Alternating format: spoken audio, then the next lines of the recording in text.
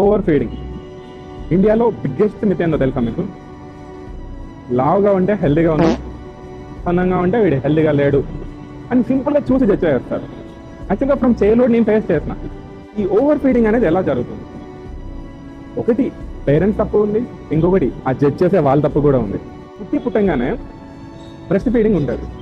So వాడికి ఏం discomfort కలిగి ఏడ్చినా కూడాను అయ్యో ఆకలేస్తుందేమో అని అక్కడ ఫీడింగ్ స్టార్ట్ చేస్తారు. ఓకే, కొంత ఏజ్ వచ్చాక ఫుడ్ తినడం స్టార్ట్ అయ్యారా, పాపం వాడికి అప్పటికి నోరున్న మాటలు రావు, అంటున్నా పెడుతూనే ఉంటాం. సో మీల్ బ్రేక్ అనేది ఒకటి ఉంటుంది. అది చిన్నపిల్లలకనే కాదు పెద్దవాళ్ళకి కూడా. ఎవ్రీ 4 అవర్స్కి మన బాడీకి తగ్గట్టు, మీ క్రేవింగ్స్కి తగ్గట్టు మీల్స్ అరేంజ్ చేసుకొని ఆ మీల్ బ్రేక్లో కంప్లీట్ చేస్తే మీ డైజెషన్ బాగుంటుంది, మీ స్లీప్ బాగుంటుంది, మీ ఫుడ్ డిస్ట్రిబ్యూషన్ కూడా బాగుంటుంది, మీ గట్ హెల్త్ కూడా బాగుంటుంది.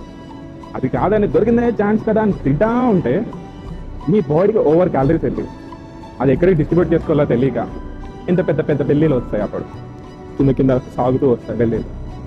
ఒక్కటి మన ఇండియాలోనే జరుగుతుంది అన్నట్టు ఓవర్ ఫీడింగ్. ఆ ఫీడ్ చేసే ఫుడ్లో కూడా కరెక్ట్ ప్రోటీన్ ఉండదు, కరెక్ట్ ఫైబర్ ఉండదు. మహా అయితే డాక్టర్ ప్రిస్క్రిప్షన్స్ తీసుకోండి. సో హెల్త్ చార్ట్ అనేది ఒకటి ఉంటుంది, ఏజ్, హైట్, దాన్ని బట్టి వెయిట్ ఉంటుంది. అది ఫాలో అవుతూ మీ పిల్లాడు హెల్తీగా ఉన్నాడా లేదా అనేది చూడండి చాలు. అంతేగాని మా పిల్లాడు లావుగా లేడు, అందంగా ఉన్నాడు, హెల్తీగా లేడని ఫీల్ అయిపోయి వాడికి ఓవర్ ఫీడింగ్ చేయదు.